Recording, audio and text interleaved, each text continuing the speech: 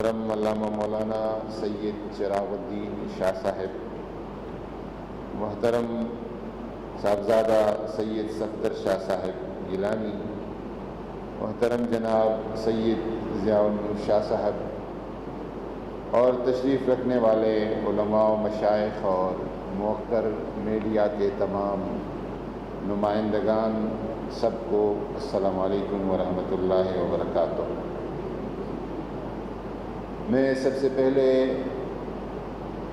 مفتی گلزار نعیمی صاحب کا شکریہ ادا کرتا ہوں، اور مفتی صاحب نے ہمیشہ اتحاد امت کے حوالے سے کوشش کی ہے اور تقریب امت کا پیغام دیا ہے، اور مختلف مسالک کے زعماء کو ایک سٹیج پہ ایک حال میں اکٹھے کرنے کا یہ بیڑا ہمیشہ سے آپ نے اٹھا رکھا ہے۔ یہ کار خیر ہے اور یہ تسلسل جاری رہنا چاہیے۔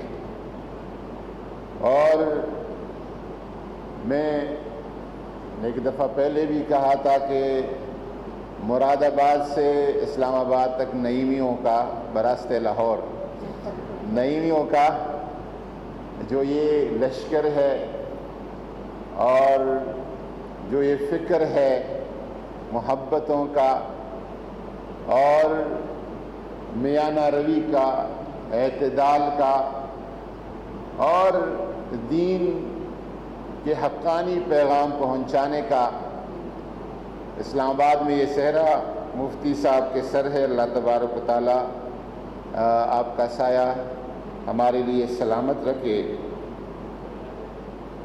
میرے محترم بزرگوں نے جو گفتگو کی میں اس کا اعادہ نہیں کروں گا، لیکن آج کے اس پروگرام کا جو عنوان ہے وہ ہے عشق رسول صلی اللہ علیہ وسلم اور اتحاد امت۔ ہمارے لیے اتحاد، اتفاق کے تین مراکز ہیں۔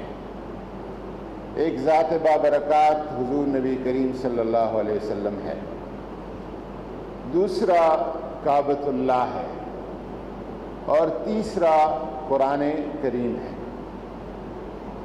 ہم ان تین مراکز سے وابستہ رہیں گے، اور اس میں شیعہ سنی بریلوی دیوبندی اہل حدیث کا کوئی اختلاف نہیں ہے۔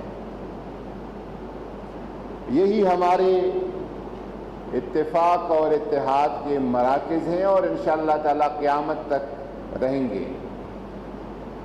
میں شیعہ سنی حضرات سے یہ گزارش کروں گا، ادھر آپ اس دنیا میں متحد ہو یا نہ ہو، قیامت کے دن آپ سب نے محمد الرسول اللہ کے جھنڈے کے نیچے اٹھنا ہے۔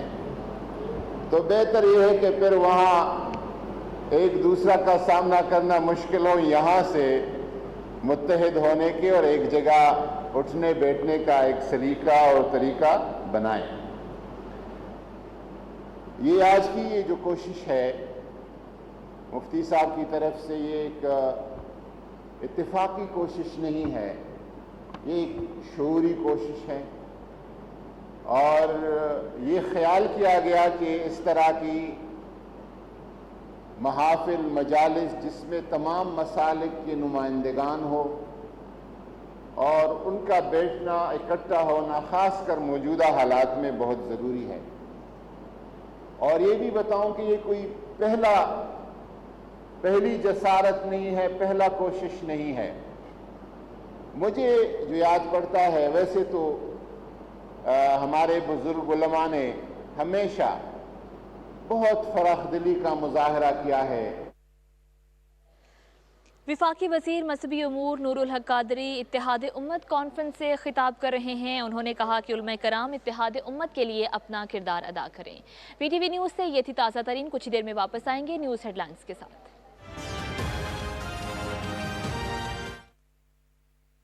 بلوچستان کارڈ استعمال کر رہا تھا، کوئی طالبان کارڈ استعمال کر رہا تھا، کوئی کس رنگ میں عصبیت پھیلا رہا تھا، کوئی کس انداز میں تعصب کو فروغ دے رہا تھا۔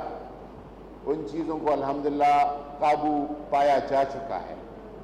अब इस फिज़ा को बरकरार रखना और परवान चढ़ाना हम और आप सबकी जिम्मेदारी बनती है।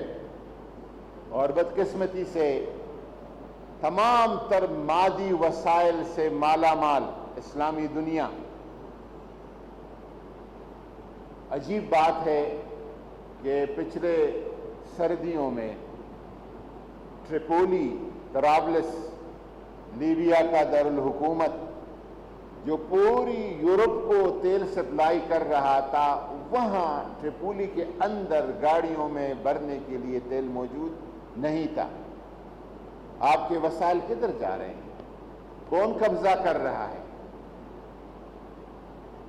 वसाइल से मालामाल इस्लामी दुनिया, अगर उनके वसाइल कहाँ खर्च हो गए हैं तो एक दूसरे को तबाह करने और एक दूसरे को मारने और ख़त्म करने पे हो गए हैं।